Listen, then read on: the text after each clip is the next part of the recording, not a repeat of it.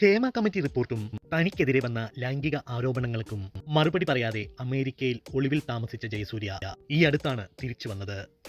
നാട്ടിൽ തിരിച്ചെത്തിയതിനു ശേഷം അദ്ദേഹത്തിന്റെ കുടുംബം അദ്ദേഹത്തിനോടൊപ്പം ഇല്ല എന്ന രീതിയിൽ ധാരാളം വാർത്തകൾ സോഷ്യൽ മീഡിയയിൽ പ്രചരിക്കുന്നുണ്ട്.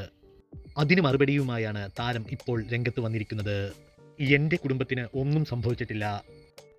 ഏതെങ്കിലും വ്യാജ വാർത്ത വന്നാൽ തകരുന്നതല്ല എന്റെ കുടുംബം. ഞാൻ ഒന്നുമല്ലാത്ത കാലത്ത് എൻ്റെ കൂടെ കൂടിയവളാണ് എൻ്റെ ഭാര്യ സരിത. ഇന്നീ കാണുന്ന നേട്ടങ്ങൾക്ക് എല്ലാം എൻ്റെ മുന്നിൽ നിന്ന് എൻ്റെ കൂടെ നിന്നവളാണ് സരിത. എന്താരോപണം ആരുന്നയിച്ചാലും സരിത എന്നെ അവിശ്വസിക്കില്ല. എന്നെ നന്നായി എൻ്റെ ഭാര്യയ്ക്ക് അറിയാം. അതുപോലെ തന്നെയാണ് എൻ്റെ മകൻ അദ്വൈത് ജയസൂര്യയും. ഒത്തിരി കാര്യങ്ങൾ ഞാൻ അവനിൽ നിന്നും പഠിക്കുന്നുണ്ട്. അവൻ്റെ പക്വതപരമായിട്ടുള്ള തീരുമാനങ്ങൾ പലതും കേട്ട് തന്നെയാണ് ഞാനും ജീവിതത്തിൽ പല തീരുമാനങ്ങളും എടുക്കാറുള്ളത്. പ്രായത്തിൽ കവിഞ്ഞ പക്വത എൻ്റെ മകന് ധാരാളമുണ്ട്. അതുകൊണ്ട് തന്നെ എൻ്റെ കുടുംബത്തിൻ്റെ മുന്നിലും ദൈവത്തിൻ്റെ മുന്നിലുമാണ് ഞാൻ ആദ്യം എൻ്റെ നിരപരാധിത്വം തെളിയിക്കുന്നത്.